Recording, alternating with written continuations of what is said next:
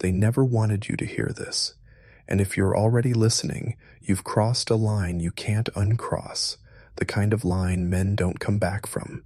Imagine this, a November night in 1850, fog wrapping the Kentucky hills so tight, the trees look like silhouettes of gallows. In a cabin lit only by a dying fire, two small girls sit hand in hand, identical, silent, watching their father pray. But what they're holding between them isn't innocence. It's something older, something that doesn't belong in a child's chest. Rebecca and Rachel Morrison, names barely etched in the county register, forgotten by the living, were born of a scream, not a cry. Their mother died birthing them, her blood soaking into the cabin floor, her final breath a curse that seemed to lodge inside their lungs. From that night on, those who met them swore the twins carried something with them. Not just grief, not just orphaned silence, but the kind of presence that strips your soul bare. The town of Pine Hollow thought itself godly, Baptist to the bone, hymns rising above the tree line like smoke. But a church is only as clean as its foundation, and this one was built over bones. Literally, that's not metaphor, not allegory. Beneath its floorboards, where men knelt to pray, lay the rotting proof of what had been buried to protect reputations, to sanitize history. And when the Morrison twins walked into that hollow, they didn't just hear whispers of the dead, they spoke them aloud. A child should not know what her pastor hides under the floor. A child should not know where a man buries his shame. But Rebecca and Rachel did. They saw the lies people told themselves in the dark. They tasted guilt in the air like iron and ash. Now, you might tell yourself this is just folklore, a frontier ghost story told to scare children. But think about this. Every town has its buried past, its locked box, its sacra. It's pressed flat between the pages of family Bibles. You've got yours, don't you? That thing you'd cut your tongue out before speaking aloud? The Morrison twins, they didn't need confessions. They were the confession, and when they spoke, grown men wept. When they stared, women buckled under truths they thought had died decades earlier. Stay with me, because this story doesn't end with two haunted children. It ends with you. Once you hear what they unearthed in Pine Hollow, the same shadows will begin to crawl under your skin, and you'll realize, just as the men of 1850 did, that no prayer, no lock, no silence can keep the truth from clawing its way back up. When Ezekiel Morrison first carried his twin daughters into Pine Hollow, the congregation thought they were just lambs lost in the wilderness. Two pale girls in linen dresses, clutching each other like they might dissolve if separated. But within days, the Hollow learned that what clung to those girls wasn't weakness. It was revelation sharpened into a blade. The first cut came quietly. Pastor Phillips, a man respected for his thunderous sermons and careful handshakes, sat across from Rebecca at a table lit by a single tallow candle. He thought nothing of it until her small, steady voice asked why he kept whiskey hidden beneath the church floorboards, wrapped in the blanket of his dead son. His spoon slipped. His lips turned white, because no one knew, not his wife, not his God, no one alive. Yet she spoke it as though she'd been there the night he slid that bottle into the dirt, hands trembling, grief heavy as stone. That was the moment Pine Hollow shifted. The town thought the girls uncanny, yes, but manageable. Children can be hushed, distracted, corrected, but you can't silence a mirror that reflects what's inside you, and that's what the Morrison twins became, mirrors no man wanted to face. They were not wild, not hysterical, not demonic in the ways people expected. They were calm, too calm. They carried secrets on their tongues with the same innocence as reciting scripture, and that was worse than any witch's curse. By the week's end, whispers churned through every cabin like smoke. Samuel Turner, the strongest man in town, couldn't meet the girl's gaze. Martha Whitfield, The pious widow who judged everyone's morals flinched whenever Rachel entered a room, because the twins knew. They knew what each person buried, and the people of Pine Hollow, like you, like me, carried rot under their floorboards. It doesn't matter how loud you sing hymns if your house is buoy. Lot on blood. Here's the truth most men never dare admit. We fear not the devil, but the unveiling. Strip away the mask, the excuses, the tidy little lies, and you stand naked before something you cannot outwit. The Morrison twins forced that unveiling. They dug into places no one wanted touched, and once the dirt was disturbed, there was no smoothing it back down. And here's where you lean closer, because this is not a story about children with strange eyes in the backwoods of Kentucky. This is about what you've hidden, what you've bricked into your own foundation, and what happens the day someone, something, decides to pull it back into the light. By the second Sunday, the hollow was restless. The congregation gathered in the wooden church, as they always did, voices raised in hymns to drown out the silence of the forest pressing in from all sides. But that morning, the air felt wrong, thick, charged, as though the walls themselves strained against something waiting to be spoken. Ezekiel Morrison stood at the pulpit, his sermon trembling with the usual fire and brimstone. Yet everyone's eyes were on the twins, sitting in the front pew like pale statues, hands folded neatly. They looked like obedient little girls. Until the hymns ended. Rebecca rose first. She did not ask permission. She walked to the center aisle, her bare feet whispering against the floorboards. She fixed her gaze on Samuel Turner, the backbone of Pine Hollow, a man who boasted he'd never bent to another soul. In a voice clear as cold water, she told him how many coins he had stolen from the collection plate, where he gambled them away, and whose bed he had crept into while his wife slept. The man froze, jaw quivering, the whole congregation staring, because every word rang true. Rachel drifted toward Martha Whitfield, the widow who for decades had judged every sinner in town, and with a child's innocence, Rachel spoke of the runaway husband Martha swore had died honorable. She named the forged death certificate. She described the letters Martha burned every Christmas Eve when the loneliness clawed too deep. Martha's hymn book slipped from her hands, striking the floor like a gavel. One by one, the masks of Pine Hollow cracked, secrets dragged into daylight by the calm, merciless voices of two children who seemed to hunger not for bread, but for shame itself. By the time Rebecca turned her gaze to the altar, the congregation was shaking. She laid her hand upon the oak darkened by decades of whispered prayers, and in a voice that rang against the rafters, she said, "This is holy ground, but it is stained. The ones who died here want you to remember." The silence that followed was more terrible than any scream. The church timbers groaned, as if the building itself had held its breath too long. Pastor Phillips clutched the pulpit to steady himself, because he knew. He had heard the stories, the whispered confession of his predecessor on his deathbed, that the first families of Pine Hollow had buried their sins, not just in memory, but in blood, in the very bones beneath the church. And that was when the people realized the Morrison twins were not just revealing their neighbors' sins, they were opening the ground itself. That night, Pine Hollow did not sleep. Men sat by their fires with rifles across their knees. Women pressed their children close, rocking them in silence. The twins had not shouted, had not cursed, had not raved like the possessed in old sermons. That's what made it worse. They had spoken in calm, innocent tones, yet their words stripped away the skin of the town, leaving only raw bone. And once bone is shown, you can't pretend the flesh covers it anymore. Pastor Phillips shut himself in his study, the yellowed journals of his predecessor spread before him.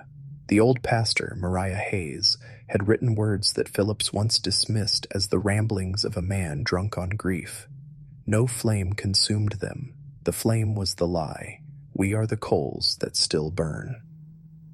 For years, Phillips told himself it was nonsense. But now, after Rebecca's hand touched the altar, those words gnawed at him like teeth. Meanwhile, Ezekiel Morrison sat by the fire, Bible open on his knees, though his eyes were locked on shadows no one else could see. His daughters lay curled beside him, but even in their sleep they were not peaceful. Rachel murmured names in fevered whispers, names Ezekiel had never spoken aloud.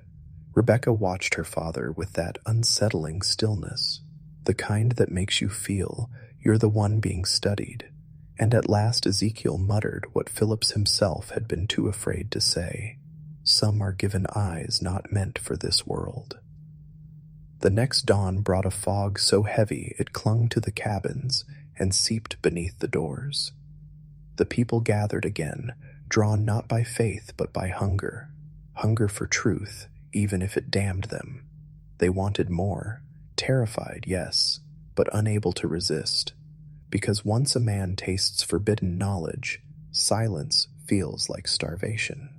And so the congregation packed themselves into the church once again, breaths shallow, waiting. Ezekiel began his sermon, Va, always hoarse, but everyone knew it was useless. The true sermon came from the girls.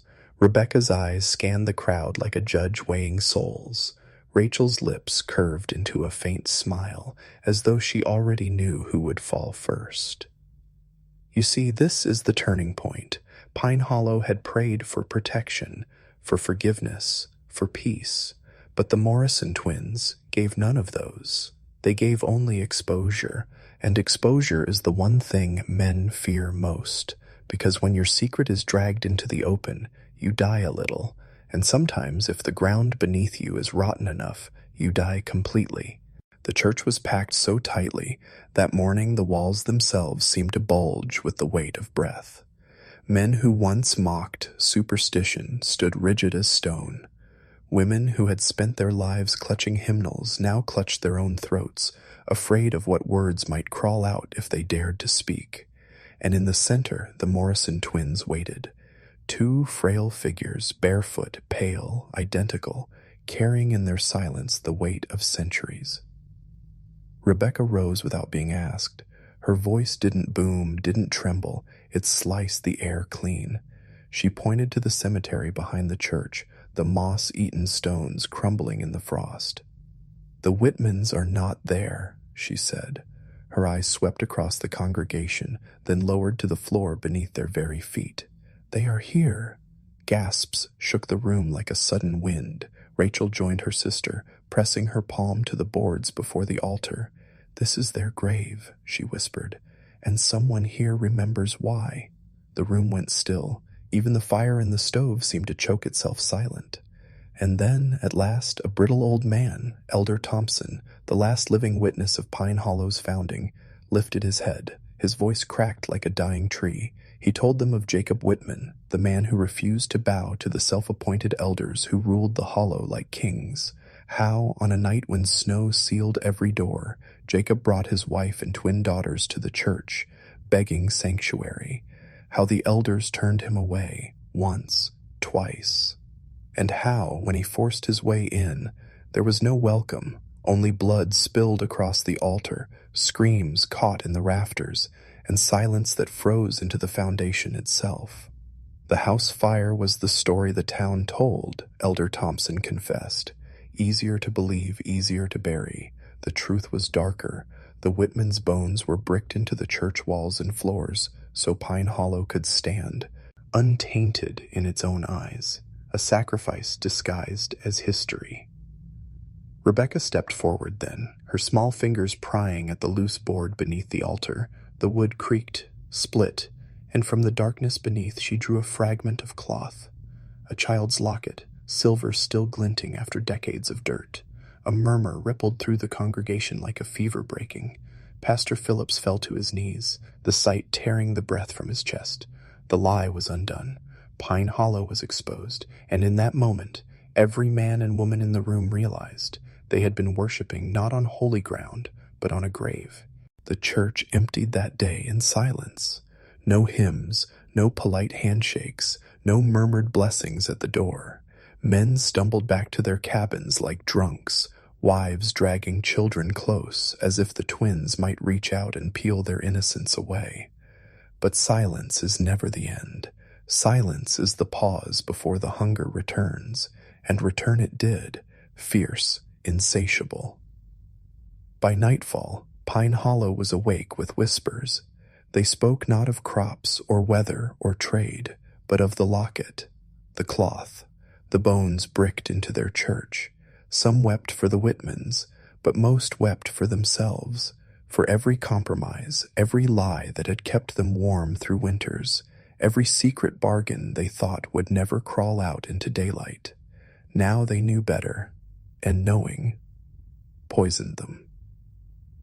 The next morning they gathered again, not out of duty, but compulsion, faces hidden beneath shawls, boots crunching frost, eyes sharp and starving. They crowded into the pews not to hear Ezekiel's sermon. His words were ash in their mouths now, but to watch the twins, to need the twins, because once a man tastes the truth, the rot in his neighbor's soul feels like medicine, and they wanted more. Rebecca and Rachel did not smile. They did not scold. They only sat, still as gravestones, eyes unblinking. Yet the people leaned forward, trembling, desperate to be cut open again. Because here's the terrible truth. Exposure is pain, but it's also freedom. When someone else tears your mask away, you no longer have to hold it up yourself. You are stripped, bleeding, but light pours through the wound, and that is why Pine Hollow, terrified, furious, ashamed, could not stay away. Pastor Phillips tried to pray them into order, his voice cracking as he begged the congregation to remember the gospel. But his pleas bounced off their hunger.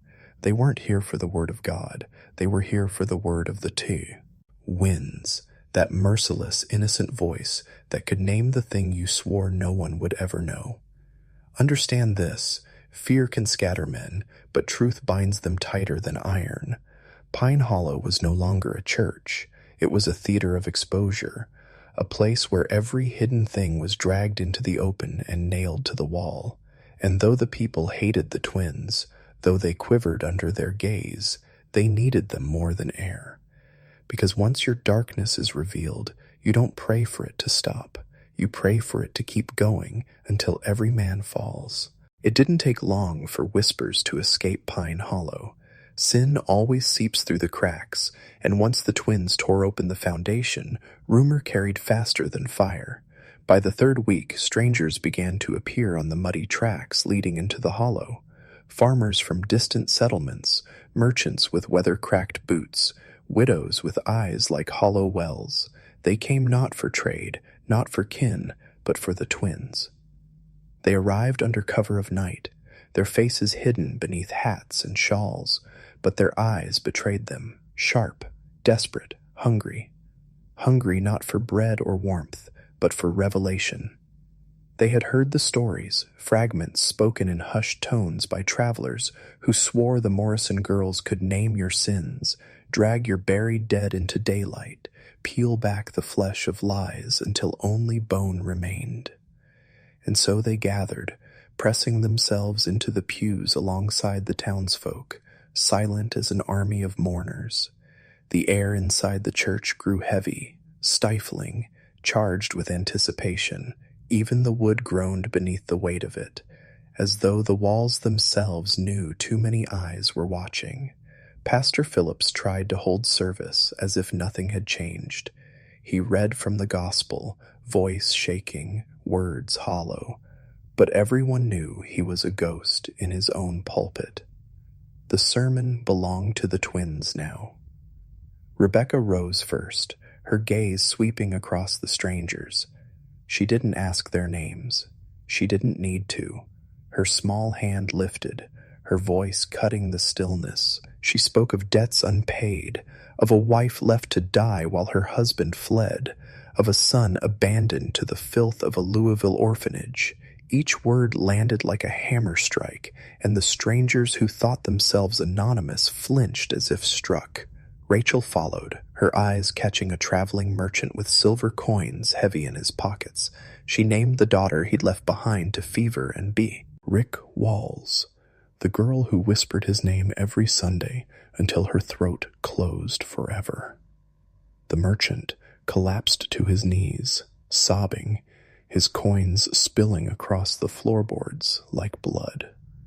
And the congregation watched. They did not comfort. They did not recoil. They leaned forward, breathless, drinking the pain of outsiders like wine. Because this was the terrible transformation. The town that once feared the twins now fed upon their revelations. Every confession, every wound, every secret dragged into daylight became a kind of communion, darker than bread and wine, but far more binding. Understand this: once the hunger for exposure takes root, it spreads like plague. Pine Hollow was no longer a secret, it was a beacon, and the Morrison twins, those pale, quiet girls, were the altar fire that drew men like moths, knowing full well they would burn. By the time winter tightened its grip, the Hollow was no longer whispering about the twins. It was whispering through them.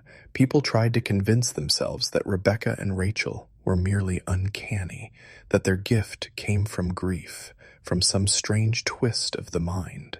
But the more they spoke, the more their words felt like something else, something poured into them from beyond. On a frost-hardened night, Pastor Phillips cornered Ezekiel Morrison by the dying embers of a fire. His voice cracked as he asked the question he had swallowed for weeks. How do your daughters see what they see? What do they give up in return? Ezekiel stared into the coals, his hands trembling. For a long moment, he said nothing. Then, with the weariness of a man who had wrestled too long with shadows, he answered, "You ever hear a man speak in tongues, Pastor? Ever wonder if the tongue speaks back?" Phillips flinched. He had wondered. He remembered revivals, where women convulsed in the aisles, words spilling from their mouths in syllables. No living tongue was meant to form. He had told himself it was the Lord's work, but deep in his marrow he knew better. Those voices didn't come from heaven. They came from something older, something patient, something that waits until you open the door. Ezekiel's eyes were hollow as he confessed. Sarah heard them before she died.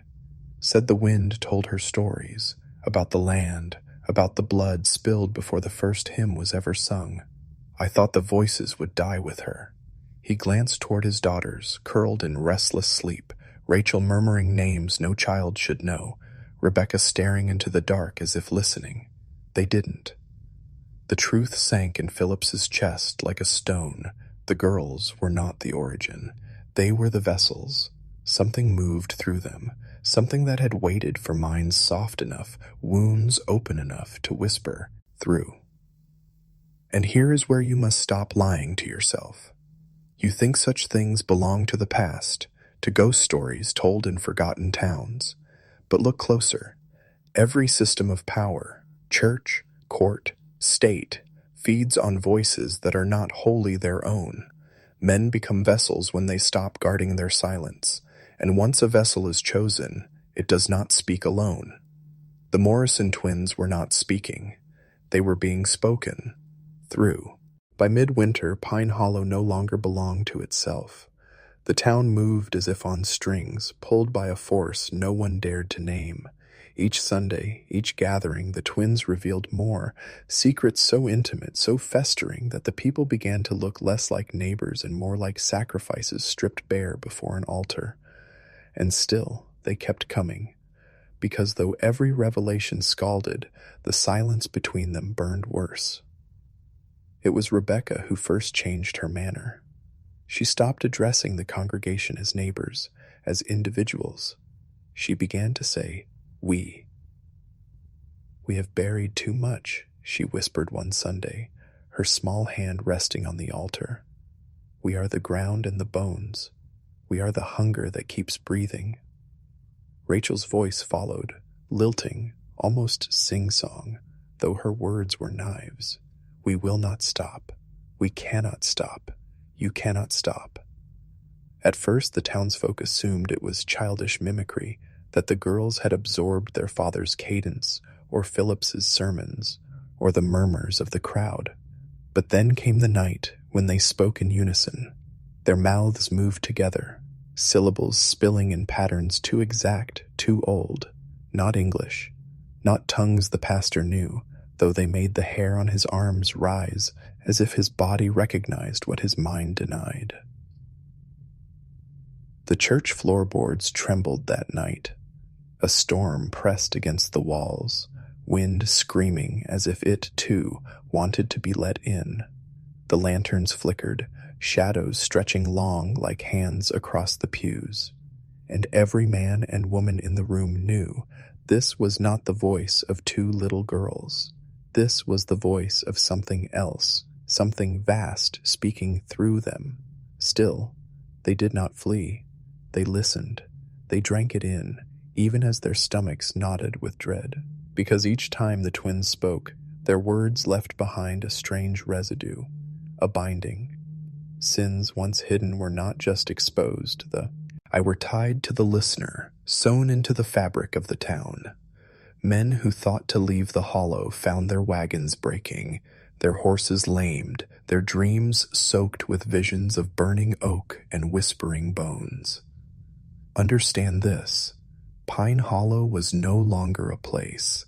It was a covenant, and the Morrison twins, pale and watchful, were its living seal. By January, the snow lay deep enough to swallow fence posts, but not a soul in Pine Hollow tried to leave. A few had made the attempt.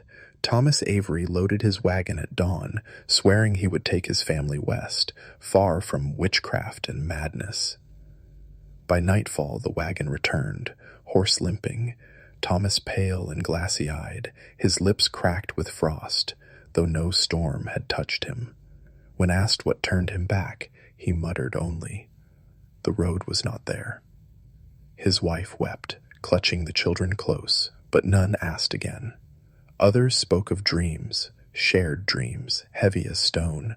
They dreamed of the hollow stretching wider than the world, the paths folding back upon themselves, the mountains turning inward like closing hands. No matter how far they ran in sleep, they always woke beneath the same rafters, the same creaking boards, the same church where the twins sat waiting. The strangest thing was this: no one raged, no riots, no torches, no cries to burn the girls or their father. The people simply yielded, quietly, as if they had known all along. They tended fires, they milked cows, they broke bread. But beneath every task lay the pulse of a single truth. Pine Hollow was no longer theirs to govern. Rebecca began to say it plainly. "You will stay." Rachel echoed, "You belong." Their voices were not commands, but statements of fact, as immutable as snow or stone, and the townsfolk nodded, even as tears tracked their cheeks, even as they shivered at night beneath quilts. Pastor Phillips wrote in his journal that week, "We are bound, we do not leave, we do not choose." The choice was made long before the first hymn, perhaps before the first stone was laid. We are not residents of Pine Hollow, we are its marrow. Understand this. Some prisons are not built with bars or walls, but with revelations so deep they stitch your soul to the soil beneath your feet. Pine H. Hollow was such a prison, and the twins, the vessels, the voices were not wardens. They were the keys turned in the lock. Mary Ellis, 40 years old, strong-shouldered, known for a laugh that once rattled rafters, sat in the third pew on a brittle February morning when her breath caught. A dry, tearing sound, sharp enough to turn heads. She pressed a handkerchief to her lips, as any woman might, but when she lowered it, crimson bloomed across the linen. The congregation stilled. Even the twins did not move. Mary rose to leave, her husband steadying her by the elbow. But before they reached the door, Rebecca's voice cut through the silence. "Leave her," she said. The words rooted every foot to the floor. Mary froze, her face pale, her eyes wild with shame. Rachel added softly, "She cannot leave. Not now." And then the truth spilled, not from the sisters' mouths alone, but from the air itself, as if the very beams of the church groaned to confess. Mary had poisoned her neighbor's cow 3 winters back, a spiteful act over a boundary dispute. The beast had died in agony, the family gone half-hungry through the cold. Mary had laughed at her kitchen table, wine warm in her throat, as she watched them starve. The revelation landed like a stone in a pond, the ripples striking every face. No one spoke. No one moved. They only watched as Mary Ellis staggered forward, coughing harder now, blood flecking her chin. She clutched at her throat as though something inside her was clawing to be free. Her husband tried to catch her, but she shoved him away, stumbling toward the altar. Her knees struck the boards, her body writhing. And then the sound came, a wet tearing, as if cloth and flesh had been ripped in unison. When it was over, Mary lay still. Her mouth was parted, lips blackened, eyes wide with terror. From her chest, pressed against her sternum, as if shoved outward by unseen hands, jutted a shard of bone, yellowed, ancient, not her own. The congregation did not scream. They did not flee. They only stared, trembling, as Rebecca bent, plucked the bone delicately from Mary's chest, and held it aloft like a relic. "This," she whispered, "is what we buried." And in that moment, the people understood. Death in Pine Hollow was no longer natural. It was revelation made flesh. They buried Mary Ellis in the frozen earth behind the church, but none called it a funeral. No hymns, no prayers, no comfort, only silence, broken by the crunch of shovels and the wheeze of cold breath. The shard of bone was not buried with her. Rebecca kept it wrapped in a strip of linen, tucked in the pocket of her dress as though it were scripture itself. That night, the townsfolk gathered in hushed clusters, their faces pale, their voices raw. Yet not one questioned what had happened. Not one dared call it madness or witchcraft or the devil's hand. No, Mary's death was accepted, swallowed into their marrow like everything else, because deep down they knew. Her guilt had been named, her sin cut open before them, and the land itself had answered. And once the land answers, who can argue? The next week, it happened again, this time to Samuel Brooks, a broad-shouldered miller with hands like bark. He sat in the pews, stiff as a soldier, until the twins' eyes fell upon him. Then the truth came. The ledger he kept, the coins skimmed, the orphans he underpaid, the food he stole from mouths too small to fight back. His face flushed scarlet, then gray. Before anyone could move, his body convulsed. He fell backward, striking the floor, jaw snapping loose as if torn from its hinge. When he stilled, his mouth hung wide, and from it rolled a river of wheat, golden and dry, spilling across the floorboards until the grain lay heaped like a harvest. The congregation did not run. They gathered closer, hands trembling, some weeping, some whispering prayers, but none leaving, because they knew now each death was a sermon, each body a pulpit. Soon the deaths became rhythm, a cough in the pews, a shudder in the throat, the twins' eyes locking like iron. And then, revelation, flesh giving way to symbols, secrets erupting from the body itself. Blood, bone, ash, feathers, coins, tea, ETH. Each offering was different, but all carried the same message. Nothing remained hidden. The land, the twins, whatever voice moved through them, would drag it out, would make it manifest. Pastor Phillips no longer preached. He only stood aside, pale and trembling, his Bible limp in his hands. The true gospel was being written in flesh and bone before his eyes. Understand this. Pine Hollow was no longer a town. It was a liturgy. Every life, every sin, every death was part of the service, and the Morrison twins, those slight, unblinking girls, were no longer just children. They were officiants at the altar of truth, and the offering was endless. By spring thaw, the people of Pine Hollow no longer wept when death came. They leaned forward. The first time, it was horror. The second, awe. But repetition makes ritual, and ritual makes hunger. Soon, the congregation waited, not with fear, but with expectation. Each Sunday, a chance to watch the veil split, to see another body rupture with its hidden truth. It was Isaac Turner who voiced what the rest already felt.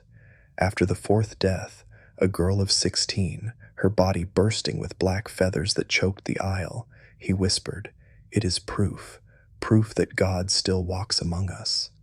Others nodded. They had grown drunk on the certainty, on the spectacle of sins made visible, undeniable, embodied. The deaths became the center of worship. Men rose early to mend their coats and polish their boots, as if presentation mattered to whatever force chose who would be unmade that week. Women packed handkerchiefs not for tears, but for collecting fragments, coins, feathers, bits of bone, relics they called them, holy tokens. And the strangest change of all, no one fled the church, not once.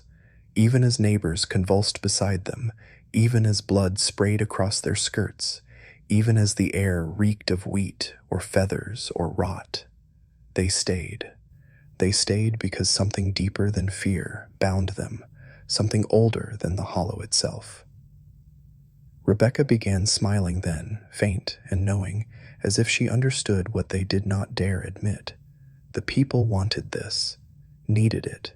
Each death was not only judgment, but a release, a cleansing fire that kept the rest from burning alive in their secrets. Rachel spoke it plain one morning, her voice like ice in spring sunlight. "You long for it. Do not lie. You long to see the rot torn out. You long to see another ruined so you may breathe." And no one denied her. Understand this, when truth becomes spectacle, it does not purify, it devours, and once a people begin to hunger for their neighbor's ruin, there is no end but the feast. By summer, the killings no longer confined themselves to Sunday pews. The hollow had grown restless. It wanted to speak at any hour, in any place, through any mouth. It began in the marketplace. Abigail Price, haggling over a sack of flour, froze mid-word. Her lips moved, but the voice was not hers. It was Rachel's voice, though Rachel was nowhere near. She drowned her own child. The words hung in the air like smoke.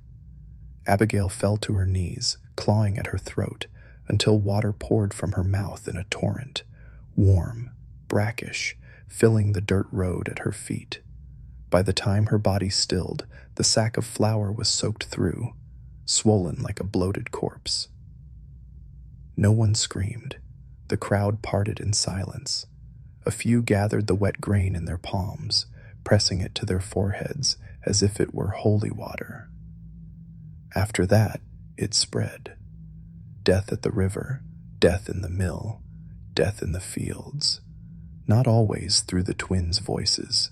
Sometimes it was the wind, the creak of a wagon wheel, the groan of timbers in a barn, but always the same pattern. A secret dragged out, a body made into sermon, a relic left behind. The Morrison girls walked freely now, unaccompanied, unchallenged. When they appeared, people bowed their heads. When they spoke, men dropped their tools mid-stroke. And when they smiled, that faint, unbearable smile, neighbors shuddered with equal parts terror and desire. Pastor Phillips stopped keeping his journal. The last line he wrote before the ink froze on his pen was simple. There is no Sabbath. The hollow keeps its own time. Understand this. Once a revelation breaks the boundary of ritual, it cannot be contained again. Pine Hollow was no longer living from death to death. It was living inside. The revelation, every hour, every breath. The covenant had seeped into the marrow of daily life, and the town was no longer a town. It was a mouth, always opening, always hungry. Travelers still came, though fewer with each season, merchants heading north, peddlers wandering, surveyors with maps rolled tight under their arms. Pine Hollow lay too deep in the valley to be wholly forgotten, too near the old trade routes to vanish, and so, inevitably, the outside world brushed its edge. The first were two trappers. They entered in late July, pelts slung across their shoulders, bellies eager for bread and beer. The townsfolk welcomed them politely, though with the stiffness of people wary of strangers. But the twins, Rebecca and Rachel, watched the men with their glacier eyes, their lips curving faintly as though they had smelled rot beneath the fur. At supper, one trapper laughed too loudly, his knife clattering against the table, and then Rebecca said, almost idly, "Your brother does not lie still where you left him." The man froze, his face drained. His partner asked what she meant, but before he could answer, Rachel leaned close, her whisper sharp as a blade. "You left him in the marsh. He pulled at your boot when he sank, and you kicked free." The trapper rose, roaring denial, but his mouth filled with mud, thick and black, spilling down his chin, clogging his breath. He clawed at his throat until he fell, his body heaving like a drowned man's. When it stilled, his lungs gurgled, releasing bubbles of swamp gas into the air. The other trapper fled screaming into the trees. He never returned. Word spread, carried on rumor and road dust. Pine Hollow was whispered of as cursed ground, a place where men went missing, where children spoke with dead tongues, where the soil itself betrayed trespassers. Most stayed away, but some, curious, godly, or simply foolish, came closer. None left unchanged. Some vanished outright. Others returned with wide, glassy eyes, their tongues cloven in silence, as though the words they carried had been stolen. Tanned this. The hollow had ceased to be merely a prison for its own people. It had become a contagion. Its revelations bled outward, seeping into the wider world. And the twins, pale and tireless, waited at its center, not guarding, not guiding, but opening the way for whatever voice pressed closer through them. They came in autumn when the hills blazed red and gold. 3 men on horseback wearing the dust and authority of the state, a magistrate, a deputy, and a preacher sent by the county seat. Word of Pine Hollow's afflictions had grown too loud to ignore. Whispers of unnatural deaths, of madness in the pews, of children enthroned as prophets. The magistrate spoke first, his voice sharp against the chill air. "By law, this settlement stands accused of heresy and unlawful killing. By law, its people will answer." The townsfolk gathered in silence, eyes fixed on the ground. No one protested, no one pleaded, they only waited. Then Rebecca stepped forward, her hands folded primly as though standing for a school recitation. "The law does not reach here," she said. Rachel echoed, "It never has." The deputy spat in the dirt, muttering about witchcraft. He raised his pistol, hand steady, yet when he pulled the trigger, no shot came. The weapon split in his grip, the barrel peeling open like the petal of a flower, shards of iron biting deep into his palm. His scream rang through the hollow. The magistrate blanched, yet pressed on. "This is blasphemy," he cried. "This is murder disguised as scripture. I will see this town burn to its frame." Rebecca only tilted her head. "It is not blasphemy to name what is already true." Rachel's voice carried over him, softer but undeniable. "And it is not murder when the land itself gives sentence." At that, the preacher, an old man, gaunt and weary-eyed, fell to his knees. Tears streaked his face as he whispered, "It is the voice of God." He tore the collar from his neck, pressing his forehead to the ground before the twins as if before an altar. The magistrate tried to drag him up, but the preacher would not rise. He began to convulse, his body arching, bones snapping audibly beneath his skin. When it was over, he lay still and froze. and his chest erupted, not blood nor bone, but a scroll, brittle and yellowed. The words upon it written in no tongue, the living recognized. Rebecca lifted it with reverence. Rachel kissed the parchment. The deputy, pale and trembling, mounted his horse with his bleeding hand and rode until the trees swallowed him.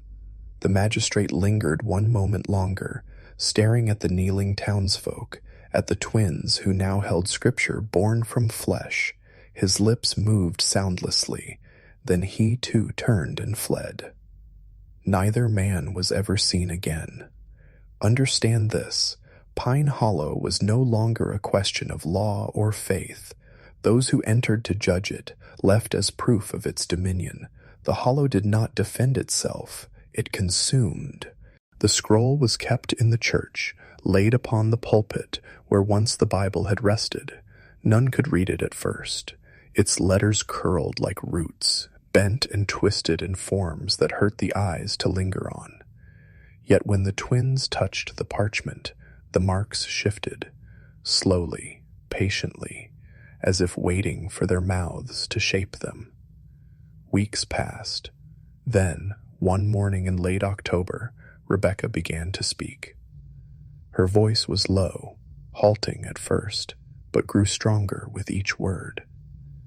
The hollow is not the end, it is the mouth. The congregation stirred. Rachel finished for her without glancing at the page. And the mouth is not yet filled. That was the first reading. Afterward, the town moved differently. Their work in the fields grew frantic, though no crop seemed to matter. Their hands bled from over-harvest, from clearing space, from building without plan or rest. Something in them knew they were preparing, though for what, no one could say. Each Sunday, a few more words revealed themselves, and always the message deepened, never comforting, never kind. What is buried will rise again. The body is a vessel, not an end. The hollow keeps the marrow until the feast is ready. With every phrase, the townsfolk trembled, but not in fear. No, what glimmered in their faces was anticipation. The deaths, the revelations, the relics, they had thought these the covenant. Now they saw they were only preparation, the throat clearing before the true hymn. Pastor Phillips withered beside the pulpit. His sermons had dwindled into silence, his hands clawing at his Bible as if to keep it from crumbling to dust. At last, one evening, he set it down upon the scroll, and when he did, the leather split, the pages blackened, and the book collapsed into ash. No one mourned it. Rebecca turned to the congregation and smiled, thin and bright. The hollow has begun to speak in its own too. Goo, she said. Rachel added, and soon you will understand every word. Understand this. Pine Hollow was never meant to keep its covenant hidden. Every death, every relic, every word on the scroll was a syllable of a larger language, and what it was spelling had only just begun to form. Winter fell early, sharp and iron gray, yet no snow touched Pine Hollow. The ground remained bare, black, and wet, as if the earth itself exhaled warmth from deep below. By then the scroll spoke almost daily. Rebecca would wake gasping with phrases on her lips, Rachel echoing in perfect unison before the ink even shifted. The words were no longer riddles, they were commands. Clear the fields, raise the stones, shape the hollow into a circle, for the circle is the mouth, and the mouth must widen. The people obeyed. They tore down fences, felled trees, pulled their own homes apart for lumber and stone. The town dissolved into a single labor. Families lived in barns, cellars, and open air, working day and night under lantern light. Their hands cracked and bled, their backs bent. Yet no one complained, for in every blister, every bruise, they felt themselves drawn closer to what the scroll promised. A ring began to form at the heart of the valley. Great stones dragged from the river, sharpened into points, sunk deep into the thawless ground. Around them, trenches carved in spirals, lined with salt and ash. At the center, the church remained, its steeple looming like the last tooth in a jaw. Children played in the trenches, singing the words that appeared on the scroll before even their parents heard them. Old women carried buckets of ash on their bent spines, their mouths split with joy. When someone collapsed from exhaustion, their bodies did not rest long. Often they shuddered, convulsed, and gave forth one final offering: teeth, feathers, coins, branches, fire. Each relic was gathered and placed at the circle's heart, as if laying kindling. By the end of December, Pine Hollow no longer resembled a town. It was an altar, a living body of labor and ruin, beating in time with the twins' voices. And still the scroll whispered, "The mouth is not yet filled. The Khe. Marrow must come home. The feast waits for its fire." Understand this. The covenant was never content with revelation alone. Truth must build toward something, and Pine Hollow had become its architecture. By January, the ground began to move. It started with tremors, faint at first, like the stirring of a sleeper. The great stones shivered in their pits, though no wind touched them. Salt lines broke, trenches split wider, and the black soil swelled upward as if something beneath pressed for release. At night, the townsfolk gathered to watch. They stood shoulder to shoulder in the cold, breath steaming, eyes fixed on the circle. No one spoke. No one dared. Only the twins, seated at the church steps, whispered the words as they came. The marrow stirs. The mouth prepares to drink. By the third week, movement no longer confined itself to the circle. The fields rippled like water when cattle once grazed. Fences leaned at angles, though no hand touched them. Even the church floorboards swelled and buckled, groaning as if the house of God itself were being hollowed from within. On the 23rd day, the first stone sank of its own accord, dropping into the soil as though swallowed. The ground hissed, steaming with heat, and the people gasped, not in fear, but awe. Children cheered, women wept with relief, men threw themselves prostrate in the mud. Rebecca rose then, her voice ringing with clarity. "The hollow answers." Rachel's reply echoed like a second bell. "The altar is alive." That night, the circle throbbed. A sound pulsed from it, low, rhythmic, a heartbeat that shook the air.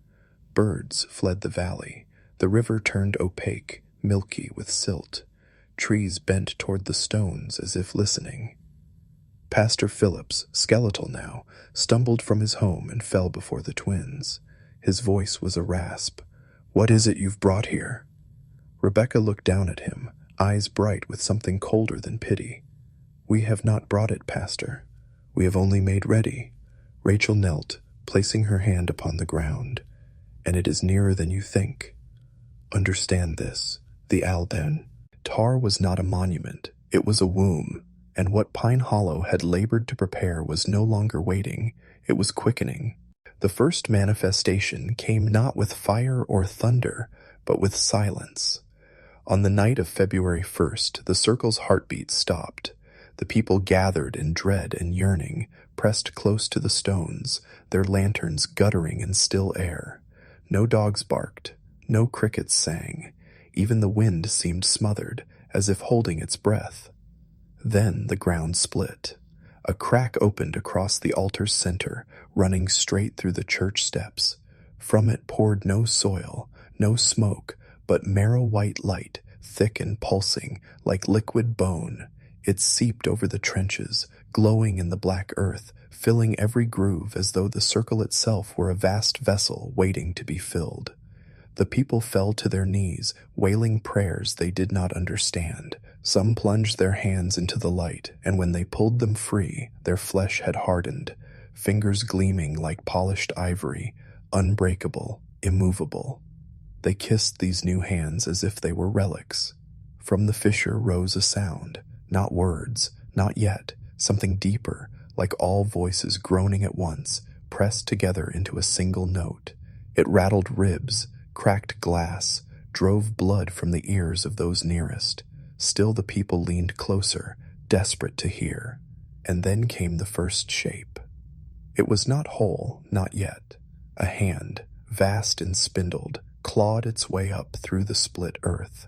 Its fingers bent backward, joints disjointed, knuckles cracking like trees in a storm. It was not flesh nor stone, but something between, wet with marrow light, veined with roots and iron. Children rushed forward to touch it. Their mothers did not stop them. When the fingers curled, 3 were caught and pulled into the fissure. Their screams were short, cut clean, yet the crowd only sobbed with joy, calling out, "The hollow drinks, the feast begins." Rebecca's voice rang above the clamor. "The mouth has opened." Rack, Hells followed. Now it will speak. Understand this. What rose through the altar was not intrusion, not invasion. It was invitation answered. Pine Hollow had built the Covenant's vessel, and the vessel had begun to pour itself into the world. When the hand withdrew, the fissure did not close. It widened. The marrow light boiled upward in waves, washing the church walls until their wood ran like wax. The steeple folded into itself with a groan and sank into the shining pit. The people did not mourn. They gathered closer, faces lit ghost white, breathless with expectation. And at last, the voice came. It was not thunder, nor whisper. It was both, and more, an utterance that seemed to pour from inside their skulls rather than the air. The sound shook loose every tooth in Pastor Phillips's head. They rattled from his mouth like hail. Still, he smiled, bloody gums shining, for the words filled him. The mouth is opened. The crowd wailed in rapture. The marrow returns to the body. They pressed their foreheads to the ground, palms spread wide, trembling. You have labored well. You have given the flesh, the tooth, the coin, the fire. Now the feast begins. Now the body is made whole. Rebecca and Rachel stood at the fissure's edge, their pale dresses billowing though no wind blew. Rebecca lifted her arms and cried, "We are ready." Rachel echoed, "We are yours." The ground heaved. The fissure yawned wider, spilling more of the light, and within it a shape rose higher, no longer a hand, but a face, though not a human one. Its features flowed like molten wax, mouths within mouths, eyes where no eyes belonged, each opening and closing as if searching for a single form to settle upon. The people did not recoil. They stepped forward, eager. When the first voice had finished, 100 smaller voices followed, breaking from the mouths that crowded the face. Each spoke a different word, some prayers, some commands, some raw sounds older than speech. Yet together they formed one meaning. The hollow was never your prison, it was your womb. Understand this. Pine Hollow had not been cursed. It had been chipped. Ozone, cultivated, shaped across generations, not to preserve its people, but to gestate something greater. And now, the thing within the earth had begun to be born. The hollow's light spread across the valley, brighter than moon or fire. The stones glistened, the trenches steamed, and the marrow glow clung to every body like oil. The voice spoke again, and this time there was no mistaking its command. The vessel must be lined with flesh, the marrow must be clothed in living bone. A murmur rippled through the crowd, not of fear, but of eagerness. Men stripped off their coats, baring their chests to the cold. Women cut their palms with broken glass and lifted their bleeding hands toward the fissure. Children laughed, pulling at one another's arms, shouting, "Me first! Me first!" It was Rebecca who gave the first offering. She stepped into the light, barefoot, her face serene. The glow swallowed her, and when it cleared, she was gone. Only her voice remained, echoing through the fissure. I am bone of the body. I am marrow of the feast. Rachel followed without hesitation. The light took her too, and her words twined with her sister's.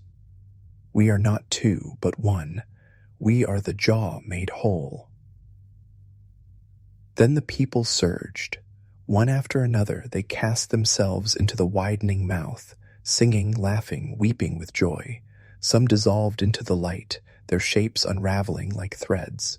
Others hardened, their bodies turning white and seamless, joining the rising architecture that pushed up from the fissure, columns of bone, arches of ivory, spires bristling with teeth. By dawn, Pine Hollow was no longer a town. Its homes lay in splinters, its fields overturned, its church consumed. In their place rose a cathedral of bone, gleaming with marrow light, humming with the voices of those who had entered. Pastor Phillips alone remained at the edge, his body too weak to move, his gums bloody and bare. He wept, not from sorrow, but from terror and awe, for he knew, more than any of them, what such a cathedral meant. The voice spoke, he once more, soft as breath against his ear. The feast is begun. Soon the world will be the hollow. Understand this. Pine Hollow did not vanish. It transformed. What once was a village of wood and flesh became the mouth of something far older, far hungrier. And the covenant had only been the beginning. By spring, the valley was unrecognizable. Where once had been fields and fences now stood forests of bone, their branches rattling in windless air. The river no longer ran clear, but thick and white, a stream of marrow carrying flecks of teeth like drifting petals. The air itself tasted of salt and ash, heavy with breath not human. The cathedral sang. Day and night, a low hymn rolled from its spires, a sound that shook the hills for miles. It was not melody, but vibration, deep, constant, the kind that made glass quiver and animals flee. Yet, for those who heard it too long, the sound became something else, a call. Travelers passing near the hollow did not return. Farmers from neighboring counties vanished, their plows left in furrows, their homes abandoned. Hunters were found days later, kneeling at the valley's edge, lips split open, whispering words no one recognized. They rose in the night and walked into the light. Birds began to flock above the cathedral, wheeling in endless circles. When they dropped from exhaustion, their bodies did not fall. They were caught midair, suspended, then drawn into the spires, wings and beaks fusing into its growing frame. The hollow no longer needed the faithful of Pine Hollow. It was calling further, wider. In towns, a day's ride away, children woke shrieking with marrow light burning behind their eyes. Crops withered overnight, their roots pulled clean from the soil, as if torn upward by invisible hands. Wells frothed with blood and salt. And still, the hymn spread. Pastor Phillips, the last to witness with human eyes, crawled from the valley and collapsed upon the road. He was found by strangers, his body wasted to almost nothing, his mouth still working though his tongue was gone. The only words he carried back to the world were these: "It does not end in Pine Hollow. It begins there." Understand this. The covenant was not the promise of one town's transformation. It was a seed, planted deep, watered with blood, tended by generations. Now it had sprouted, and its roots were moving outward, searching, widening, preparing to remake the world in its image. The first town to fall was Milford, 12 miles east of Pine Hollow. It began with sound. The hymn rolled down the valley like fog, low and unbroken, seeping through windows, rattling crockery on shelves. Horses reared and refused their harnesses. Dogs clawed at doors until their paws bled. Infants wailed in voices that were not their own. Within 3 nights, no one in Milford slept. They lay in their beds, eyes wide, lips moving unconsciously, mouthing syllables they could not understand. Farmers awoke to find their fields etched with spirals of salt, though they had sown none. The wells bubbled with marrow light. On the 7th night, the people rose together, not in panic, not in revolt, in perfect order. They gathered in the square, barefoot, carrying whatever their hands could hold: teeth, feathers, coins, branches, embers. No one commanded them, yet they moved as one, walking east toward the hollow. They left lanterns burning in windows, doors ajar, meals cooling on tables, as if expecting to return by morning. But none did. The following day, travelers passing Milford found the town silent. No voices, no footsteps, no smoke from chimneys. Only the hymn lingering faintly in the air, the sound of something vast humming through the ground. The streets were empty, yet the houses were warm, bread still soft, water still steaming in wash basins, as if life itself had been poured out all at once, carried away like grain on the wind. Soon after, other towns reported the same: a child waking with white eyes, a farmer collapsing in the fields, his body hardening into ivory before his wife's gaze, whole congregations vanishing from churches, pews left filled with teeth. The hollow did not march, it did not conquer, it called, and the world answered. Understand this: the covenant was not an end, but a contagion. What began in Pine Hollow now bloomed outward, inevitable as rot, as hunger, as fire in dry fields. The hymn reached the cities by summer. At first, it was mistaken for machinery, a low vibration thrumming through the streets, rattling street lamps, making windows hum in their frames. But no machine was found. The sound came from beneath, deeper than the sewers, deeper than bedrock. Engineers pressed their ears to the ground and came away pale, refusing to speak. In the factories, gears slowed and belts tore free of their wheels. The hymn slipped into the rhythm of engines until they ran without fire, without fuel, powered by a pulse no hand had built. Trains shuddered on their tracks, carriages shaking in unison with the marrow beat rising from below. The people changed next. Workers began to hammer in strange patterns, nails driven not where supports were needed, but in spirals, lattices, jaw-like arches. Children chalked symbols on brick walls that matched carvings found in Pine Hollow's altar. Choirs sang in perfect unison without sheet or conductor, their voices layered in impossible chords that split glass but left flesh uncut. Hospitals filled with the transformed, men whose bones had turned white beneath their skin, women whose mouths opened wider than their skulls should allow, infants born with teeth already sprouted, grinding as they wailed in harmony with the hymn. Doctors recorded the phenomena, but their notes grew erratic, lines devolving into the same repeated phrase: "The body makes room." By August, buildings themselves began to shift. Stone softened, curling inward like muscle. Steel beams bent into ribs. Windows sealed shut with white film, transparent but alive, flexing like eyelids. Whole neighborhoods pulsed faintly at night, breathing in rhythm with the hymn. Governments issued decrees, quarantines, evacuations, but soldiers sent into the affected districts did not return. Those who lingered on the perimeter reported hearing their names hispered from the marrow light seeping through the cracks in pavement. Soon they too walked forward, laying down rifles, stripping off helmets, entering the glow with open arms. Understand this: cities were not immune to the covenant. They were its proving ground. What the Hollow had wrought in one village, it now began to inscribe on the face of the world, bending not only bodies, but the bones of civilization itself. They tried to fight. Governments declared emergencies. Soldiers poured into the glowing districts, tanks rolling over streets that pulsed like veins.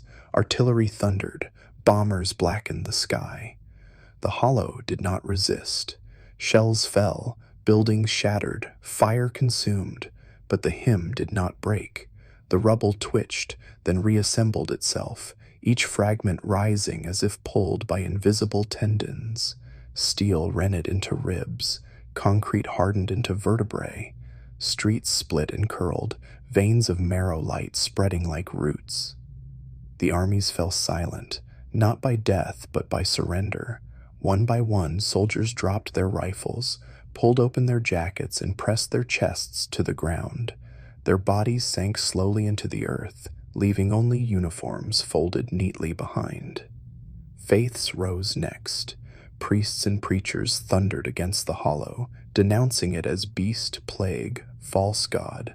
They gathered flocks into churches, mosques, temples, singing hymns of their own to drown the marrow voice. But before long their choirs shifted, words bent mid-prayer, melodies twisted, merging with the deeper song that had already claimed their throats. Congregations swayed, wept, then marched as one into the light. The hollow did not conquer, it waited, and waiting was victory. By winter there were no more borders, no nations, no armies, no churches, only the body, vast and white, spanning valleys, cities, continents. Towers of bone rose where skylines had stood, joined by bridges of ivory. Oceans churned with marrow tides. The air itself pulsed, alive, carrying the hymn to every corner of the world. And within it all, the voices of Pine Hollow remained, Rebecca and Rachel, their laughter woven into the song, calling all who listened to come home. There was no outside left, only inside. The covenant had been fulfilled. Understand this finally. The hollow was never a place, it was a birth. And the world, all along, was only its womb.